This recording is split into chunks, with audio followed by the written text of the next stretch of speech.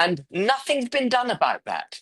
Nothing has been done about that. The complete failure of our institutions to protect these underage white working class girls. I mean, just putting that aside for the time, would you be prepared to stand up with Tommy on a platform? Why wouldn't I? If someone invites me to speak at a peaceful rally, which is trying to unite the kingdom and to talk about freedom of speech and to make my own case for what it is I stand for and what Advanced UK stands for, why wouldn't I accept? Of course I would accept. Bonking for Britain. We should have a policy of bonking for Britain.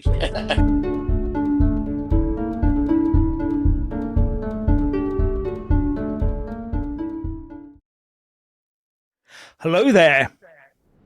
Now, ladies and gentlemen, we don't often have guests on this show, but today I'm delighted to be joined by Ben Habib, the leader of Advance UK. And straight off, I'll tell you that, unlike the Labour government front bench, Ben is a successful businessman in his own right. He isn't reliant on the public sector to pay him a wage. Further, as a Brexiteer, he has made a success of his business operating in the UK, as well as Poland and Romania, I believe. On his business website, it says, Ben founded and is CEO of First Property Group plc, an award-winning commercial property fund manager with operations in the United Kingdom and Central Europe. Now, I'm shocked, because weren't we reliably informed by the Ramonas that after Brexit, doing business in the EU would be impossible? Anyway, welcome, Ben, and thanks for agreeing to appear. No, not at all. Thank you, Jeff. And yeah, contrary to what Ramonas might say, it is possible to do business in Europe post technically leaving the EU. Definitely, definitely. Now, I just want to start with a bit of topical news. What is your view on why these protests are springing up in places like Epping and Waterlooville? Is it just racism, as the woke left keeps rabbiting on about? Or is it an establishment being willfully blind and willfully deaf to the real concerns of the UK population? It was definitely the latter. And I think the UK population is getting ever more concerned because it sees our political leaders standing to one side while the country is dramatically changing in front of their very eyes. You know, the change, I'm sure you've seen it, Jeff, and people who are Yeah. watching the show would have seen it. The changes in this country demographically in the last 3 or 4 years have been utterly dramatic. And and and then of course you layer onto that the repeated revelations now of those who come here illegally committing crimes against British people, effectively assaulting our civil society, having got here illegally. And the British people are getting increasingly concerned and angry about it. You know, we're not moved very easily to protesting. We Mm. tend to sit in our tend to sit on our sofas and shout at the television screen rather than get up and do anything. But the fact that people are getting up and going out is testament to, you know, increasing disquiet in the country. And the political leaders need to wake up and address the issues rather than trying to rubbish the thesis of those who are protesting. No, absolutely. I couldn't agree more. It is just the way that the whole country is being, um, well, we're being forced into destitution by our government in order to fund everybody else around the planet, and people are now beginning to realise that and realising that it's them that are paying the bills. Now, Absolutely.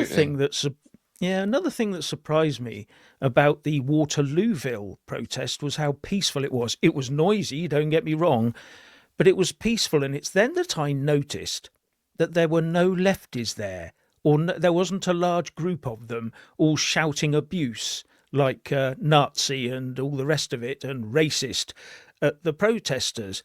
And so that brought to my mind, well, maybe if we kept all the lefties away from our protests, they would all be very peaceful.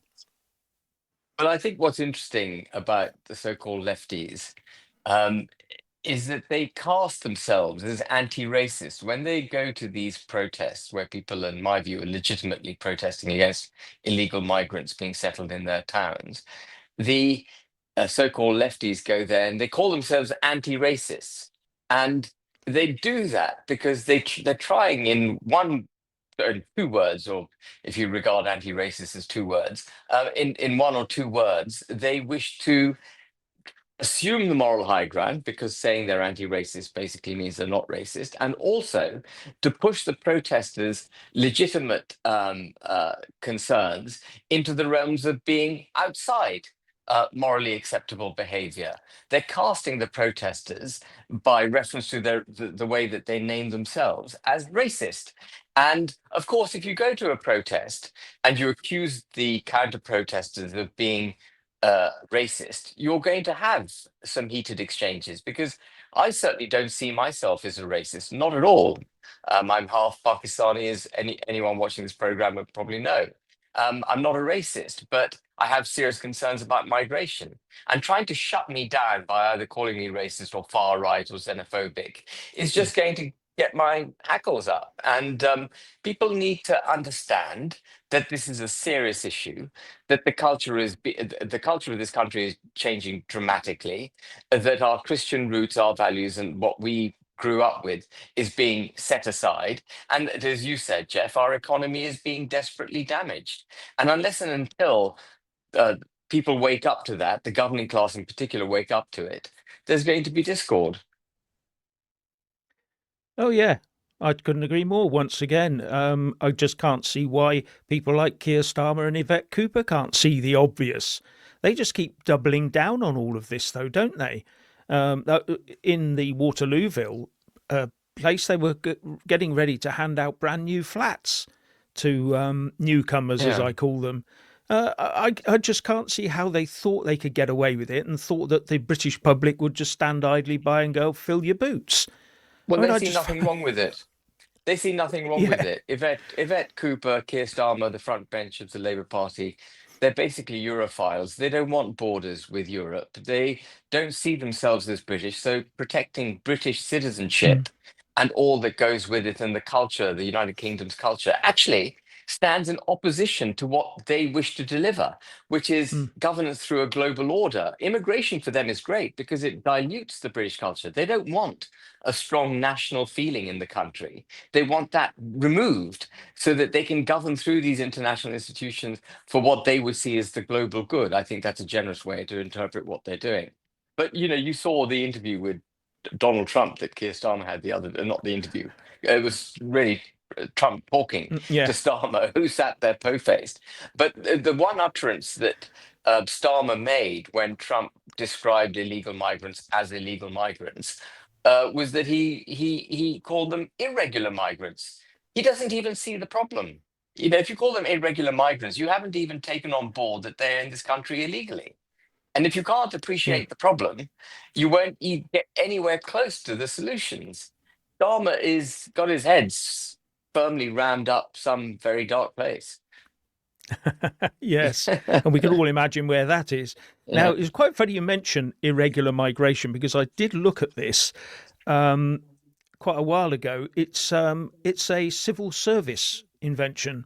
It's been going on for years. If you look back through all their pronouncements on immigration, they always mention irregular migration, and it now seems to have filtered through into the political discourse as a way out of calling it what it is, which is illegal immigration. yeah. So I think it's something that's just been sort of fed into the system like they do quietly year after year, and gradually it sort of percolates through like many of these things do. You have to wonder how It's much else of this is going on. absolutely, and they're trying to normalize it. I mean, it's a bit Yeah. like, I mean, they use these terms all the time, don't they? There's so many of them that offend me, like the peace dividend, as if because we're not at war, we somehow have more money to spend on things other than the military. Whereas any sane-minded individual knows that there is no such thing as a peace dividend, because when you're at peace, you need to be preparing for war in order to make sure you stay at peace. Yes. Um, or petty crime, which is sending a signal. the law enforcement sending a signal to would-be criminals that actually, if you commit these kinds of crimes, what we call petty crime, we don't take it seriously. And so please go ahead and commit these crimes. It's inviting criminal behavior. And to call them irregular migrants rather than illegal migrants is effectively to say to them, those who would try to get to this country illegally, so we don't see you as breaking the law. You're coming here irregularly, but you're welcome. I mean, all the signaling Yeah. is all wrong. And they use the language to normalize their ideology and make it more challenging for us to challenge, to have a go at it. And that's why they cast themselves as anti-racist, as I was saying to start with. They want the moral high Yeah. ground. They want to afford themselves a moral high ground so they can rubbish those who've got legitimate concerns. Yes, and another one you might have missed was when they made the defence announcements that we're going to increase defence spending. Do you know what they called it? A defence dividend. Is there? Did Yeah. they? I didn't see. I Yes. didn't. That Yeah, I that remember did that, and I escape me. thought, Yeah. I thought, Yeah. yeah, I thought I've heard of the peace dividend, but now they're saying spending more on defence is a defence dividend, i.e., Yeah. taxing people more and spending it on defence. But there you Yeah. go. It does sound rather backward, doesn't it? It Now, certainly does. yeah, now, after a year of failure to stop the boats, the Crime and Policing Minister Diana Johnson has come up with an excuse. According to GB News, this year one migrant has crossed the channel every 12 minutes. That's 25,000 people, the fastest rate ever. But, they said, Crime and Policing Minister Diana Johnson told the Today programme that smuggling gangs were too sophisticated to deal with and asked for extra time to deal with the situation. We need time. The smuggling gangs have had 6 years to develop their business model, she said. You smash one gang and two more appear. Well, that's an excuse, isn't it? It's all too difficult. I mean, for my end, why not just stop the boats? Then you wouldn't need to even think about smashing the gangs, would you, Ben? Absolutely. And one of the things that struck me about the Border Security Command, which was the initiative that the Prime Minister announced the minute he was elected, was that the agencies he put together, the MI5, National Security Agency, and a few others, who've come together, they're all domestically based agencies, all based in the United Mm, Kingdom. There was no mechanism by which that they could tackle the people smuggling gangs because they're based in Europe. That's a European issue. Um, but I disagree completely with her that the business model or the methods by which these migrants are smuggled keep evolving to the point that they can't be challenged. Um, you said 25,000 people. You see 25,000 people on a beach in France. It's not difficult to spot them. When they're coming up and they're there in numbers carrying their dinghies, there's a long line of them. If you had a drone up, we can send a B-18 right across the world and precision bomb a target in Iran, and yet we can't pick up a dinghy heading towards British waters and intercept it and send it back. There's just no desire to deal with the problem. And again, I just mm, use the language to illustrate it. If they really saw a problem here, they would refuse to use the language of irregular migrant. They would say this is illegal migration. You're seeking under Article 33 of the UN Convention of the Law of the Sea. We mm. have international law on our side to intercept these boats in our waters or outside our waters if they're seeking to break into our country illegally. That's been a long recognized right, and we choose to ignore that bit of international law. You keep hearing about how international law, we can't do this because of international law, we can't do that because of international law. Here we have international law on our side, and we don't use it. And what the sort of bleeding heart liberals who would take down our borders say in return is, oh, these people are in danger. And under Article 98, we have an obligation to save them. Well, they're not in danger. They were safe on the shores of France. They decided to get in a dinghy. They made that Yep. decision. They came to our waters, which is 12 and a half miles off the coast of France. And they could equally go back to France as come to the United Kingdom. They should simply turn their dinghy round and go back. I don't buy this nonsense that they need rescuing.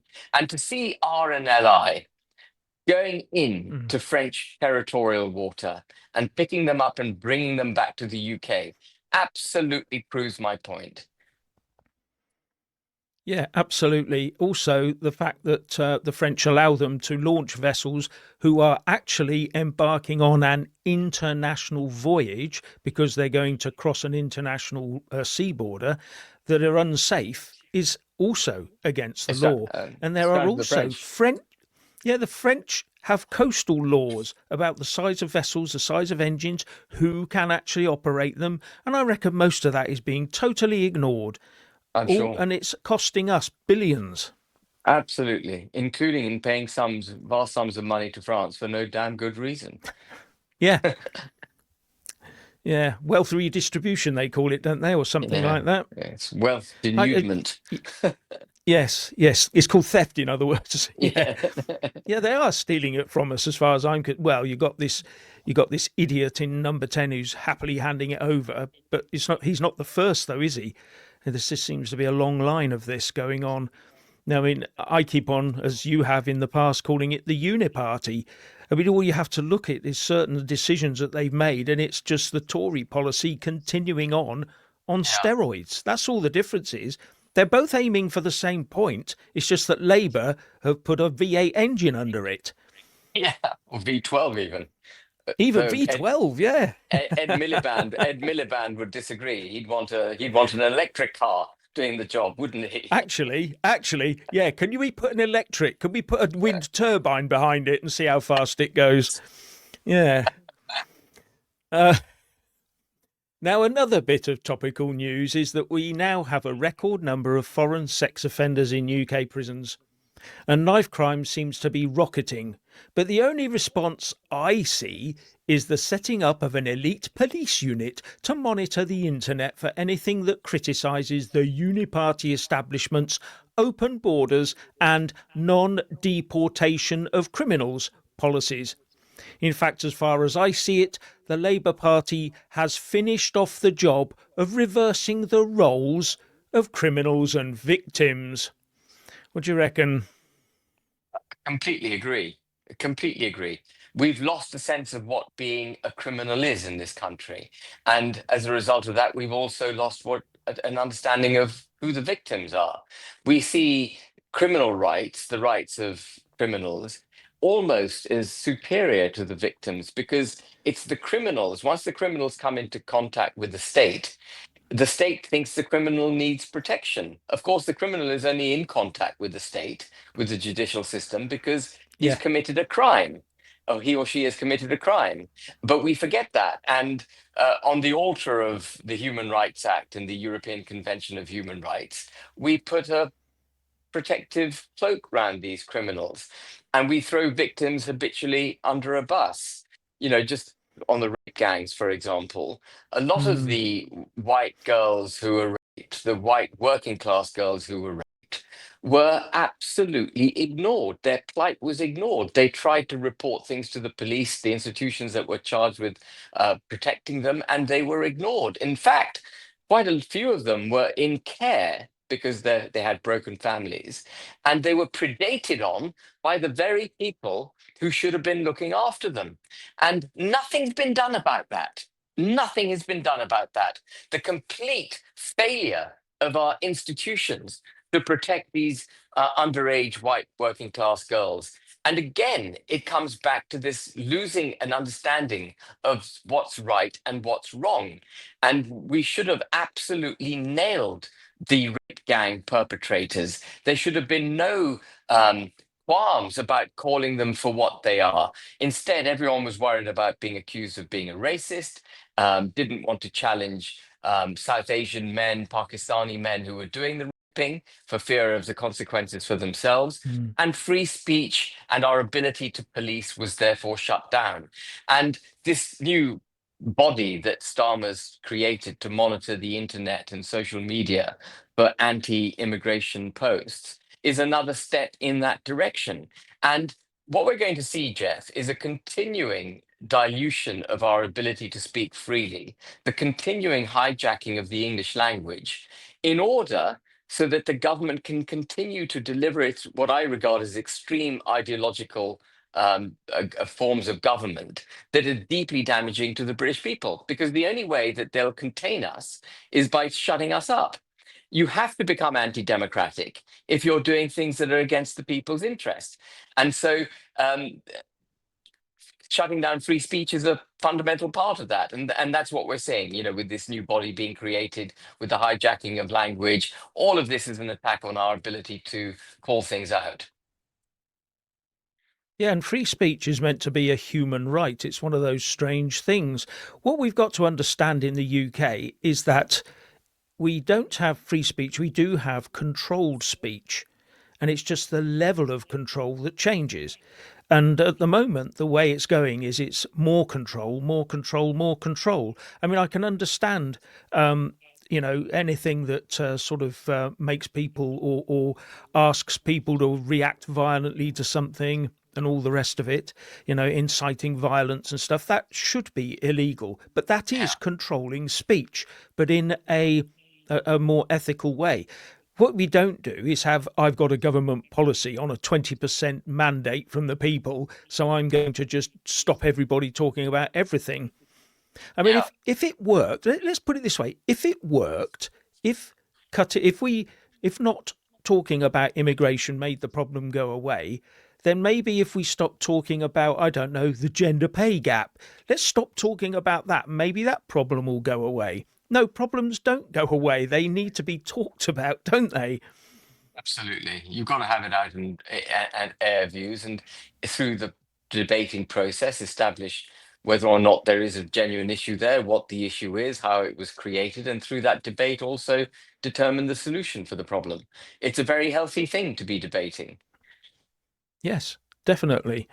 And on human rights, I'm a great believer in the fact that the only human right that we all really have is any of the rights that we can 100% enforce ourselves.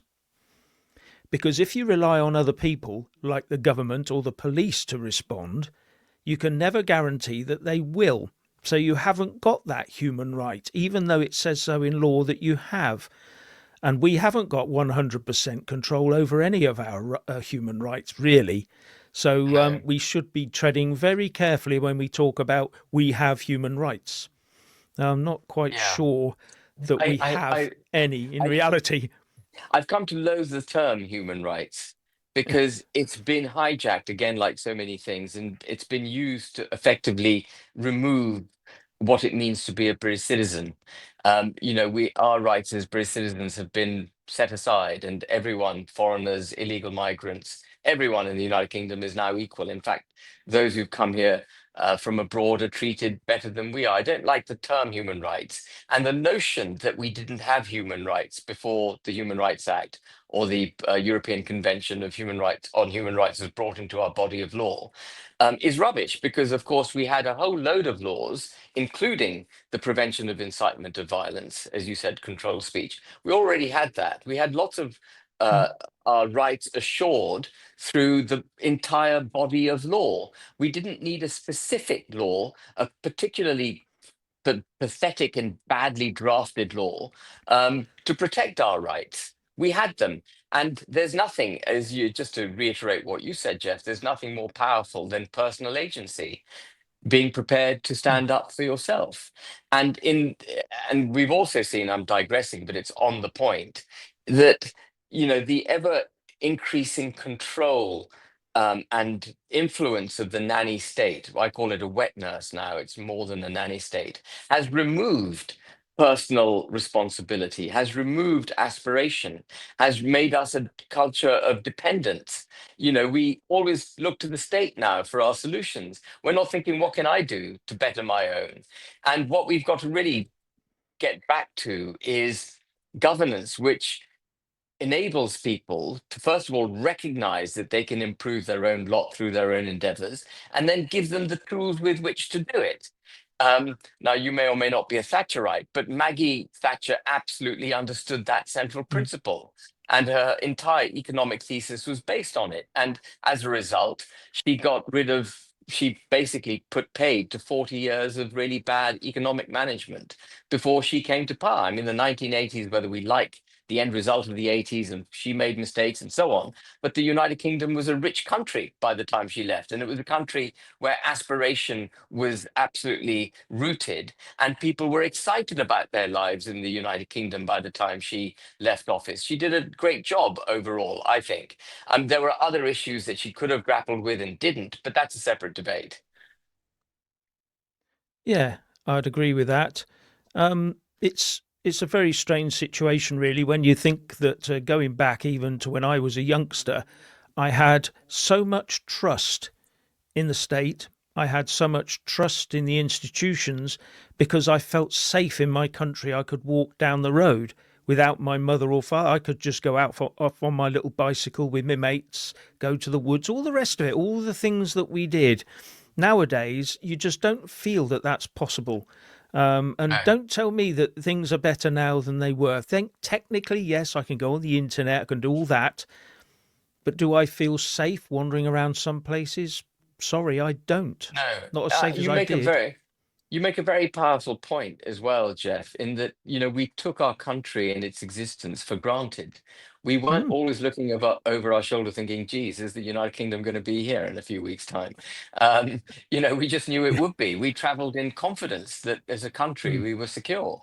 I don't have that confidence now. My son sent me two photographs recently, which I've talked about one of them in interviews before, which is HMS Nelson in 1942 firing its guns, testing its guns. And it's a photograph of HMS Nelson doing this. And the encouragement and confidence it would have given the British people to see this magnificent warship testing its guns, and the fear it would have instilled in our enemies during World War II to have seen yeah. the same photograph. We don't have that anymore. The other photograph he sent me, which was a really interesting photo, it's a black and white photo of the British fleet assembled for the coronation to celebrate the coronation of Queen Elizabeth II in 1953. And the fleet is magnificent. It is as far as the eye can see in the photograph, and one aircraft carrier after another, surrounded by a whole flotilla of, this, that, destroyers, frigates, whatever. And I looked at that photograph and thought, so that was 8 years after the war. We were actually not economically all that strong in that period. And yet we had a navy which was so supremely and evidently powerful compared to what we've got now. And again, Yeah. I looked at that photograph and I think people in 1953 would have been so heartened. And they would have just, oh, maybe they weren't. Maybe they looked at the photograph and they just took it for granted. That's the United Yeah. Kingdom's Navy. It's our Navy. We've always been strong at sea. We will continue to be strong at sea. And they just had supreme self confidence. And we don't have that anymore. Yes, don't know whether you know, but I'm former Royal Navy myself. Spent 26 years in the Royal Navy, and I watched during my time the decline going on, and it just continued after I left. So it hurts me really to think about it because right now we have more people in this country than we've ever had before, Yeah. and according to the lefties, we must be therefore taking far more tax than we've ever taken before. And we can't afford a few extra coppers and a few extra service people to keep us safe. No, I mean, we are being the form, led down the garden path. absolutely. I mean, the form of immigration we've got does not contribute to the economy. It's No. a major drain on the economy on a per capita basis in real terms, Mm, in dollar terms. This country hasn't grown since 2010. In dollar yeah. terms, on a per capita basis. I mean, Mm, so we're getting poorer and poorer. You look at the United States of America, whatever it is, it keeps charging on. And the S&P index today was at an all-time high. People have been yeah. criticizing Trump for his policies on tariffs and so on, but actually the markets and the economy in the US is doing fine. And yet the policies that we've got here, we're still suffering. Um, just one more thing on the Navy before we leave it, since you are a naval man. It was the prosperity that the security that we had at sea, which came from Nelson's defeat, effectively of the French, the prosperity that that brought for the next 100 years, because we were supreme. Britannia ruled the waves, you know, Yeah. and the Channel acted as a mechanism to protect the UK. Then now it's become our Yeah. Achilles heel. Mm, We've talked ourselves into a cocked hat. We've legislated ourselves into a cocked hat. We've lost yeah. sight of how to be the United Kingdom of Great Britain and Northern Ireland. Yeah. And also, the Royal Navy was instrumental in stopping the slave trade. Absolutely. So, During that yeah. very So, period. yeah. During that very Yeah. period. Yeah. So we're talking about a rich history which we're just being allowed to be thrown away. Yeah. Tragic. Anyway, yes. Now, talking about defence and defence issues, we took in and will be taking in a huge number of Afghans at massive cost to the country. But we took them from Pakistan, I understand it, a safe country for them. But in the Correct. process, as you have pointed out before, we extended the European Convention on Human Rights to give them protection. But we did not do that for the Chagossians living in the UK when we basically turned them into Mauritians, did we? So, what do you reckon about Correct. this whole thing?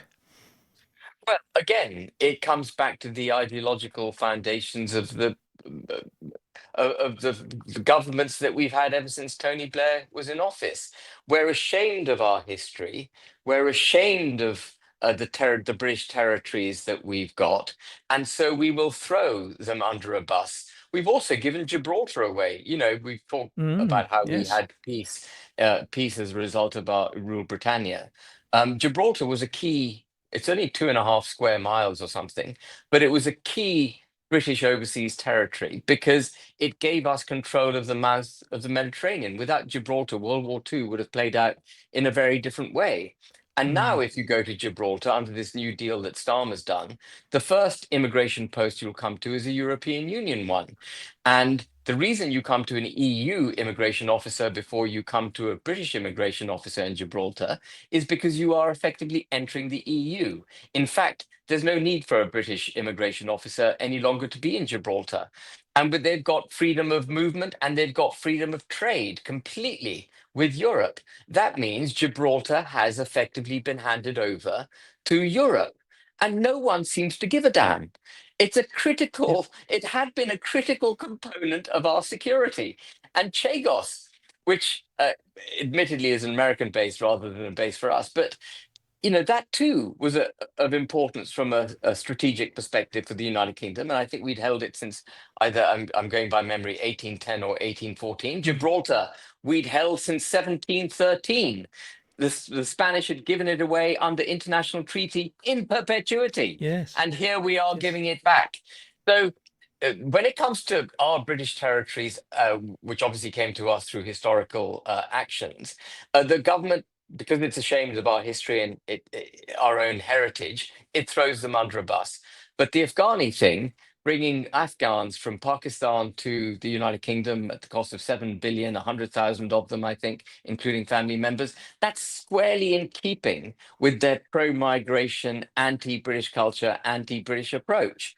And so they do it. Yes.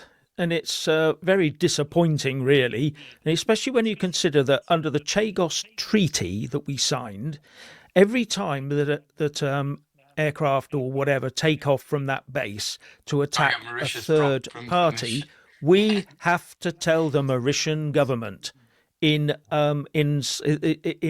we have to expedite the information to them or some such language, we which needed their basically consent. says Do we not need their consent, Jeff? Have I got that no, wrong? we don't need their No. consent. No, we don't need their We have consent to as let far as them I know. understand, but we have to let them know that we Yeah. are attacking a third country. So, of course, the Mauritians won't, of course, tell, I don't know, China or, I don't know, Iran or Russia, maybe. Yeah. Yeah, Yeah. I mean, but the only redeeming feature there is that the Americans will ignore that obligation. They will launch their attacks irrespective. But Mauritius will have influence over Chagos, and it will be monitoring Diego Garcia in a way that it yeah, wasn't able to monitor it before. And it will feed that information back to its allies. And one of its biggest allies is China. of course. Yes, ridiculous, really, isn't it? Yeah. And on Gibraltar, I will say that having been in the Royal Navy for quite some time, it was a regular stop off point Yeah. for us on the way home from various places, always there. Um, and that was the base from which the last was the last stop that HMS Sheffield on its way to the Falklands stopped at, because I was on it. And we went out of the Straits of Gibraltar and turned left instead of right to go home. So that was Oh, quite wow. something as So well. you fought in, did you fight in the Falklands then, Jeff? Well, I was in the Falklands on HMS Sheffield. Yes, Yeah. yes, Wow. Amazing. Well, well with done. and You 20, must have been very 20 young. people, 25. Yeah. Yeah. So and the 20 people who died on there. So when I hear stories about giving away Gibraltar and the Chagos Islands, I immediately think, are there quiet talks going on in the background about the Falkland Islands? I'm sure. I mean, if he Yeah, doesn't care I about reckon there Chagos and are. Gibraltar, yeah, he'll just hand it over. He couldn't care less. I mean, No. Lord Hermer, who was one of the advocates, the Attorney General appointed by Keir Starmer, he has been invoking the Caribbean islands to claim reparations from us. He's been representing illegal migrants from Chagos to get to this country.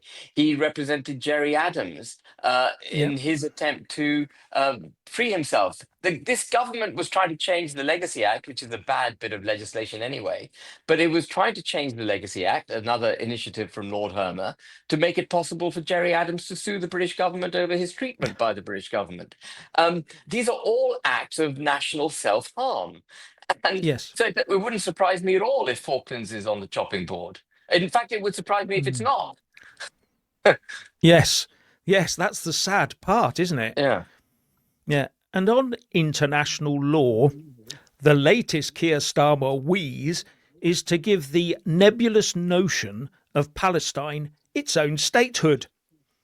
Despite the 1933 Montevideo Treaty on the Rights and Duties of States saying that to be recognised a state has to have a permanent population, a functioning government, defined borders, and be able to have diplomatic relations with other countries, none of which seem to apply in any meaningful way with Palestine.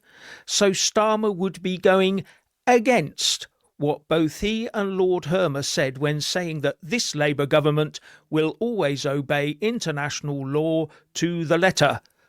Now, the argument he made for obeying international law to the letter was otherwise no one can trust you going forwards. Maybe that's why Trump has just dropped a ton of tariffs on Canada, who is also just about to recognise Palestine. Yeah, could be. I mean, it is an absurd position the prime minister's taken from a foreign policy perspective, because effectively what he said is, Israel, if you don't withdraw by September, if there isn't a ceasefire by September, I'm going to recognize Palestine.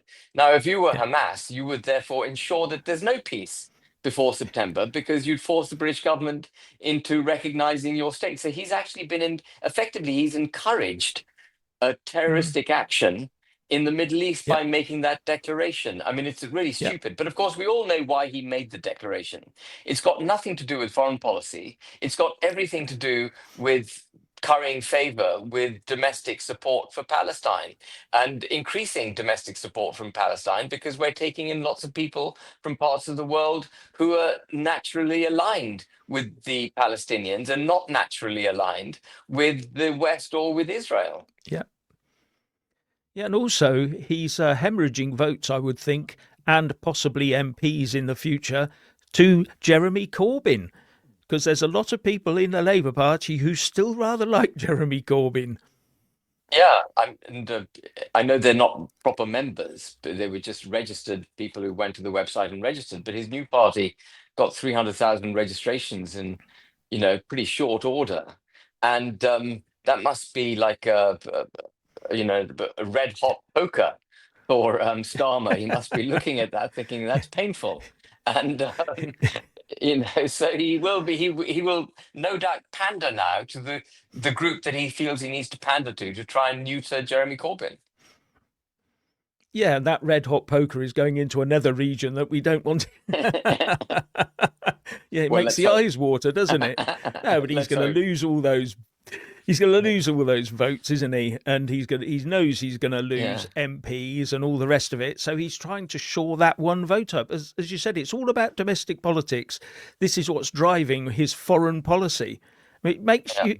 Then you say, oh, so importing loads of people from abroad who you don't know who they are and you can't trust them, or some of them. I know some of them are great, like you are, but there's yeah. a lot But that there's, I mean, aren't. and this reveals another thing that historically you could trust a British Prime Minister pretty much to do on the international stage what's in the United Kingdom's interest.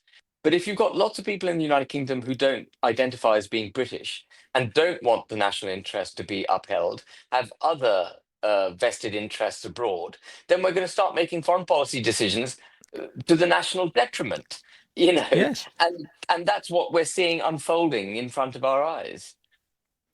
I mean, I just wonder in about 5 years' time if we're not going to be lining up the bombers on our airfields to go and bomb Israeli military installations before they drop bombs Yeah. on Hamas. We Things like would, that. You can see it coming. well, we would regret that. I think the Israelis Yes, would I give know. us a whooping. Yes, yeah. Judging by the size of our Yes. military forces these days. I mean, the Now Israelis are a move. battle-hardened Yeah. army, aren't they? And Yes. they're very, very capable.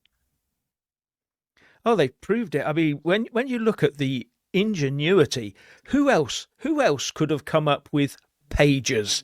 Who? Literally blowing the balls off Hezbollah. Who else would have come up with that? I know. And it had And them panicking. they They wouldn't planned. touch a They planned. pager for months. They planned it for Yeah, years. They planned it for yeah, years. It's extraordinary. So you've got to be it very is. careful. We haven't heard anything of Hezbollah for a long time. They've been No. neutered, as far as I can tell. I haven't been reading about any actions. Literally, they've been neutered. Yeah. Yes, yes, yes. You meant to say that, didn't you? I didn't actually. It came out, but there you go. Yes. Now, there is one question that many people do ask me is would Ben Habib stand on the platform on the 13th of September alongside Tommy Robinson in his freedom of expression rally? Now, before you answer, I know there has been a recent alleged altercation between Tommy and another man at a London train station. But if anything has taught us not to believe the hype, it's the Manchester airport incident that has left quite a few lefty politicians with red faces after they initially condemned the police for their actions. So I'll let you give a considered response. Well, I think there are members of the parliamentary group defining Islamophobia who defining the word Islamophobia. I can't believe we've got a parliamentary group Mm, working on that. Um, but all party parliamentary groups, it's pulling on all parties from. But there are members of that parliamentary group who described the attacks made by the police on those uh, violent, and it transpires to have been very violent young men, as Islamophobic, that the police response mm, to those two men was Islamophobic. And these people are in a parliamentary group effectively making a decision on shutting down the ability to challenge people like those two young men who should have been absolutely banged to rights. And I hope they are banged to rights now that the truth is coming out. No, you can't believe what you see in the first clip of a video that mm, someone's used, you on their phone. You have to see the whole thing to get it into context, and we mustn't rush to judge. It's a critical component. That too, by the way, without wishing to digress, we're very quick to judge in this country now, and we've lost the connection. And I think it's having been part of the European Union for so long, where effectively you're assumed to be guilty until you can prove yourself innocent. We used to be very good in this country about innocent till proven guilty, but the sort of Napoleonic laws have Yes. crept in, and we now need to prove our innocence. And we find this right across society. And those policemen were doing their job, and they had a tough job. They had a difficult task proving their innocence afterwards, but thank goodness it's happened. And I'm not going to rush to judge any incident based on a 30-second clip that someone's put on social media. Yeah, but would you? I mean, just putting that aside for the time, would you be prepared to stand up with Tommy on a platform Yeah, so I've about been asked freedom this of question. expression? I've been asked this question many times, and my answer is always the same, which is why wouldn't I? If someone invites me to speak at a peaceful rally, which is trying to unite the kingdom, and to talk about freedom of speech and to make my own case for what it is I stand for and what Advanced UK stands for, why wouldn't I accept? Of course, I would accept. Oh, good, thanks. Yeah. And before any charges are laid or court cases are commenced, I will just say I've met Tommy a few times. He's a funny and sharp sort of guy, and there's no way I can see him just lashing out for no reason. So that's my 10 penneth on that. I'll do it before the judges start telling us that we can't mention it at all. Now, Well, I Ben, we can't get on to the imagine. int. Sorry, Yeah, go on. Yeah. yeah. Go on. Well, I was just No, going to go say, I on. can't imagine him walking into St Pancras Station, walking up to someone who hasn't engaged him at all and just punching them. I can't see that happening. No. The individual who would have been recognized is Tommy Robinson, and the individual who presumably went up to Tommy Robinson and challenged him was the one that we saw lying face down. And something happened, Yeah, yeah, uh, which, we need to reserve judgment on until we've seen the whole yeah. footage. I agree. Yes. Now, Ben, we get to the interesting part. Advance UK. So, Yeah. what is it, and basically why? So there isn't. So I'll just explain this first of all. The notion of left and right is wrong. People keep talking about those on the left and those on the right. It's lazy terminology, which is no longer relevant. The left and the right ceased to exist a long time ago. What we now have in politics is those who believe in governance through the international order, international laws, international institutions, domestic quangos, bureaucracies, experts on one side of the debate, and those of us who believe in democracy, as mucky as it might be, nation states, borders, freedom of speech, equality under the law, etc., on the other side of the debate. And there's not a single main political party, and I include reform in this, there's not a single main political party that understands what it is that is the nation state of the United Kingdom of Great Britain and Northern Ireland and why that's important, that understands and promotes genuinely understands and promotes freedom of speech, that genuinely understands the threats to our democracy through the supranational order and the bureaucratization of our domestic governance, and who understand the two-tier criminal justice system that we've got. And I say I include reform in that because Farage is on the record saying he sees a united Ireland as being inevitable. He does share a platform with Mary Lou McDonald. He says he won't share one with Tommy Robinson, but he will share one with Mary Lou Mm, McDonald, who is head of Sinn Féin and apologist effectively for the IRA. And, so Farage doesn't understand the United Kingdom of Great Britain and Northern Ireland. Reform throws out its members habitually because of what they said on Twitter, 5 years ago. That's not freedom of speech.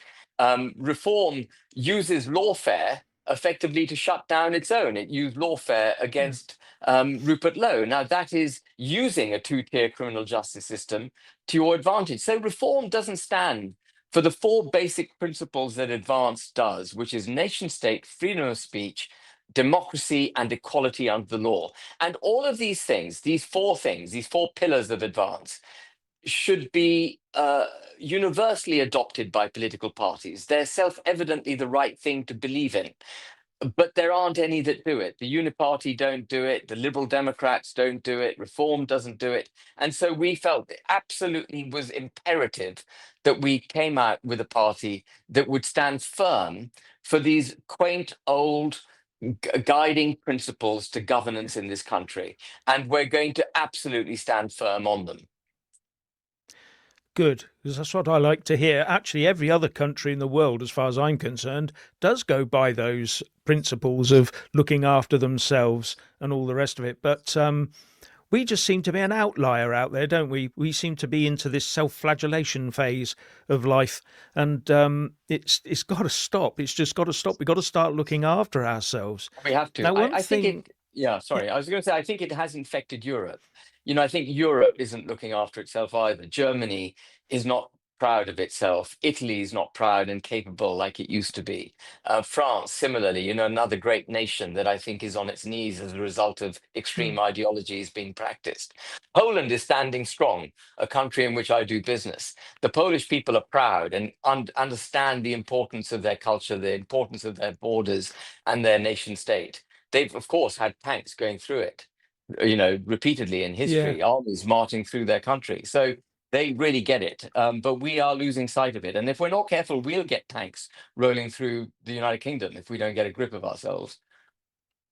Yeah. Now, one thing I will say is that I've joined Advance UK, and Thank you. I'm hoping many more people will. And I met some last Saturday in Wales with Richard Taylor when Yeah. I had a chat with him, and it was nice to see. And there were people there getting very. They were, in fact, the Welsh are very angry because they're very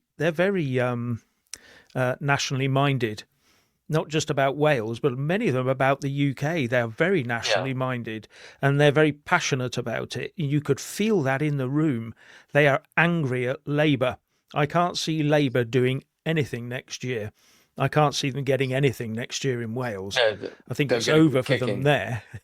Good. I hope they get a good kicking. And I don't think Advance UK is going to be in a position to stand in Wales next year. No, I I'm keeping understand. an eye Yes. on. I'm keeping an eye on that. But uh, I hope Labour and the Tories, to the extent they've got representation in the Senate, get a kicking.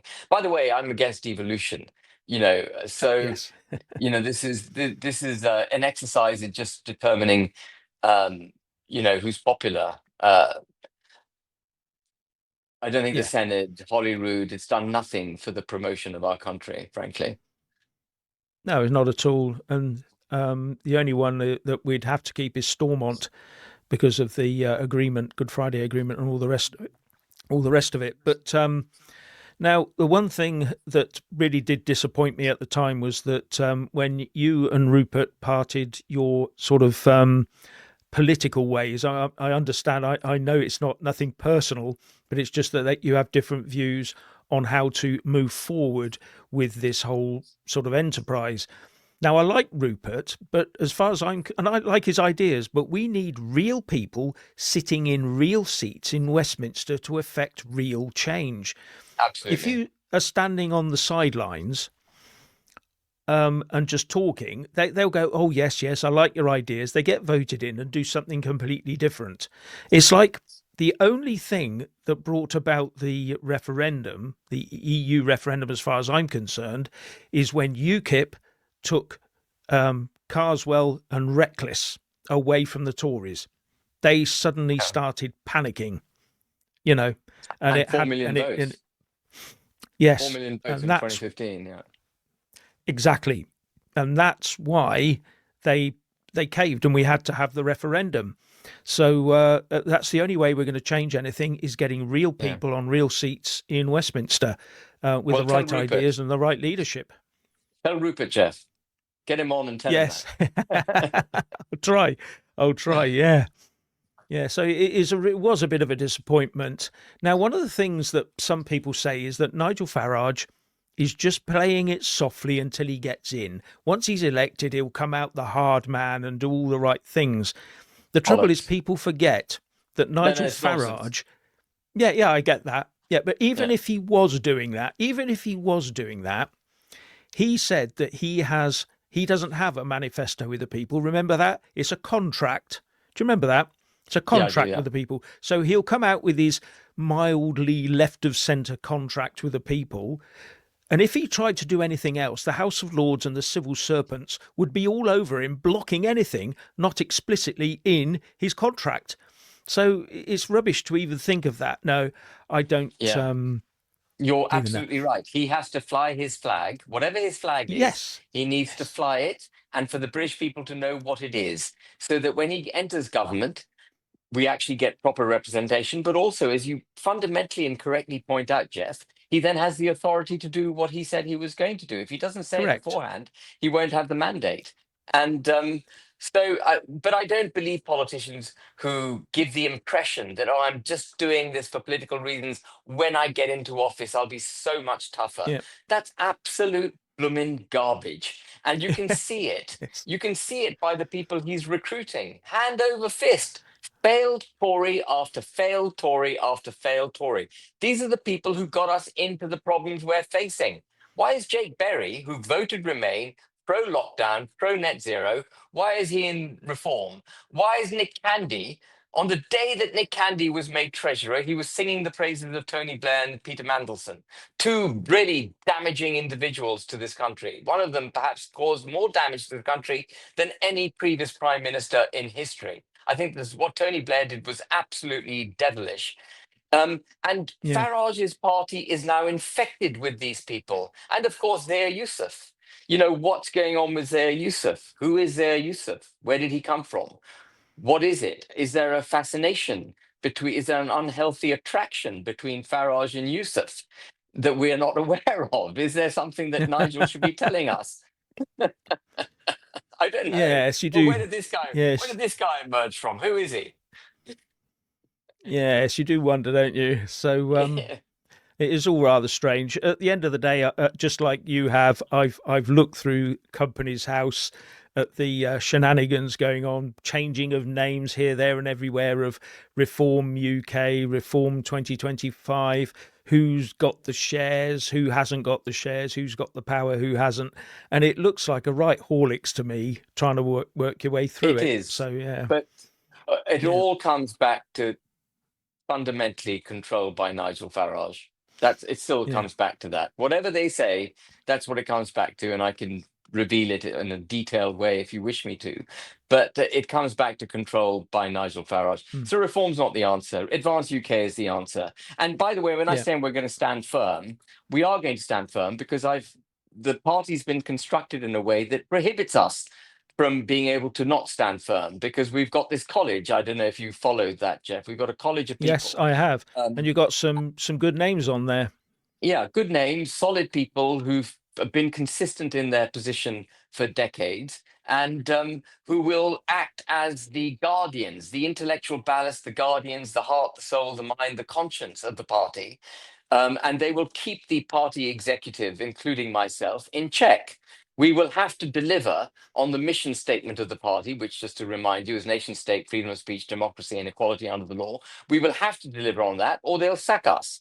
And that's a proper check and balance, in my view, in an Yeah. organization. No, you're absolutely right. You have to have something like that. And it's one of the things when I was in UKIP, because I was in UKIP from 2013 until the beginning of this year. And I only left because I'm doing this and I'm trying to be a bit more objective, I suppose, although I can't hide my biases very well. But and it was obvious when Nigel was there that he was always seemed to be fighting the NEC, which was the thing The that was national holding him executive. back from Yeah. doing exactly what he wanted to do. That's why he set up the Brexit Party the way he did. The only thing I will sort of pick you up on is Yeah, go on. you've talked in the past about the UK and its Christian heritage. Yeah. Now, I'm a recently baptized Orthodox Christian. Very recently, I've entered When you that, and say that's orthodox, where I'm going forward. or do you mean orthodox or do you mean C of E? You mean orthodox? Do you? No, Orthodox, Orthodox, yeah. Orthodox, Okay. Yeah. Antiochian Greek. Yes, Yeah. Wow. Orthodox. Okay. Cool. So now, when you talk about Christian heritage, what you actually mean is something in the past. It's something that a throw over. It's sort of the remnants of. What we really need is a Christian revival. Now, who's that MP who stood up in Parliament and called for that? Danny Kruger. He made a brilliant Yes, speech. yes, Yeah, he yes, made a yes, brilliant Danny Kruger. speech. Yeah. So I mean, Yeah, there are and I'm two all or for three that. things. Yeah, there are two or three things there. I think the first is that we are constitutionally a Christian country. and we've lost sight of that. And that is obviously something that is concurrent. It's not looking back, it's not taking our lead from the past. It is something that is concurrently, should concurrently be within our constitution, our Christian principles. And you may be aware that Starmer's trying to remove the bishopric from the House of Lords, and that I think I he's was going to trying to come do. on to that. Yes, I Yeah. was going to come on to that. Yeah. He's trying to do that because he wants to be able to say we're a multi-faith society. He wants to remove the link between Christianity and our constitution and parliament. He wants to break that link, and we must not allow that to happen. So there is something concurrent in terms of the Christianity. But of course, in terms of informing us who we are, the modern context comes from our historic experiences. Modernity is only a function of our history. And so when I talk about heritage, it's the journey that brought us to where we are. And Right. we mustn't forget that journey. And it's been a phenomenal journey for the country. Over thousands of years, this country, until Tony Blair at least, emerged incrementally in a very solid fashion. We had the Civil War, but we never really had a revolution in the way that the French did. Um, and we have largely peaceably gone about evolving into one of the most advanced, settled, delicate, um, robust democracies in the world. And it was Tony Blair then who inherited this phenomenal unwritten constitution and then did dramatic revolutionary reforms, which I think set Yeah. in train all the damage we're now seeing today. And as a country, what we've got to first do is find our way back to that.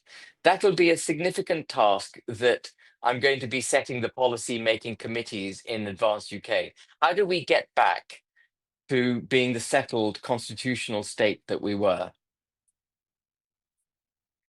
Yeah. No, you're absolutely right. We've got to get back to there somehow. Now, you said at some stage, I remember in one of your other interviews, you talked about King Charles forgetting his role regarding the Church of England. Now, I don't think so. I think he wants to reshape his role and be part of reshaping the nation away from Christianity too. After all, he would have to be a party to any act of parliament that abolishes the 26 Lords Spiritual from the upper house, wouldn't he? He would. I suppose he would. And really, that should go to a referendum, I think, Mm, if they're going to have a crack at doing it. But I think you're right. I mean, King Charles is pro net zero. He makes a big thing about welcoming all to the country. He said to Macron the other day that, there are no borders between our countries. And that may have been a throwaway line in order to yeah. give Macron sort of a hand of friendship. But actually, it was not a very clever line for the king to use when we're seeing all these thousands of people illegally entering our country from France. But it also reveals, I think, a way of thinking that is stupid, frankly. Of course, there's a border between France and the United Kingdom. Of course, there's a border. Why would anyone wish to take it away? It's what defines us. And we can cooperate perfectly capably as two independent, proud nations. We don't need to remove our border or declare that there are no borders simply to be friends. It's just they're not thinking straight, Jeff. They're not getting it. Well, the king, whenever he utters anything, it's been through a grinder, hasn't it? It's been through a mill. He doesn't just come out with these things. When he writes speeches, when he says speeches, it's all been through a grinder. And it seems to me that he's actually putting out flying a kite, or his team are flying a kite, saying The that we political have no direction. border, and just seeing which way the wind blows on this Yeah. particular thing. But the Well, that's fact a that the monarch is doing it, should the constitutional monarch of the UK, who should be totally and utterly out of politics, is doing something like that, is horrifying in yeah. reality. And if what you're saying is true, and it's quite possible because it could be just testing the waters, because as you rightly say, lots of people would have had eyes on his speech. Then it's also deeply cynical what's going on because they're using the Yes, monarch to try and subliminally promote the end of the United Kingdom. Effectively, yes, that's what it means not having yeah, borders. yes. Now, Just changing topic a little bit, I've seen that the UK low birth rate is of concern to you, as it is to me, as much as Yeah. it is. We need family friendly policies for our settled population. Instead of following the instructions in the United Nations report from 2000 called Replacement Migration, it really exists, where it talks about immigration being the answer to low birth rates. I say the answer is higher birth rates. I don't know what you think. Absolutely. And I talked to Don Keith about this last night. And over the last 50, 60 years, in an attempt to promote both members, both, spouses in the family into the workplace, effectively what's happened is that we've lost sight of the importance of family. Um, and when we've coupled our economic effective decline with both members, both spouses working, when you couple the economic decline, the inability to earn enough money, and the inability to have enough time to have children, what you end up with is a low birth rate. And what we've got to do is find policies that actually encourage people to get married, encourage people to have children, and encourage one of the spouses to stay at home, so that it's not the state that takes control of your children at 9 months. I was horrified when Jeremy Hunt said he was going to extend the childcare benefit down to the age of 9 months from birth. Yeah. No child should be separated from their mother at 9 months of birth, from birth, or from their, I mean, ideally mother, frankly, they should be with their mother. The mother gives succor in a way that a father can't. I'm sorry, that is the case. I mean, I know that from my own fatherly experiences, I was a provider and I was a protective blanket for the family, but it was my wife that gave all the necessary love and care and succor that a child needs to be secure and grow up. And so we need to find our way back to that find our way back there as well. And I think you do it through the tax system. I don't think you do it through Yes. benefits. This idea that you remove the two benefit cap, for child benefit is absolutely absurd. What we should be doing is giving tax breaks for getting married, tax breaks for having children, tax breaks for a spouse who's working and a spouse who's staying at home. These will all be really good to get the nation bonking again, bonking for Britain. We should have a policy of bonking for Britain. I agree.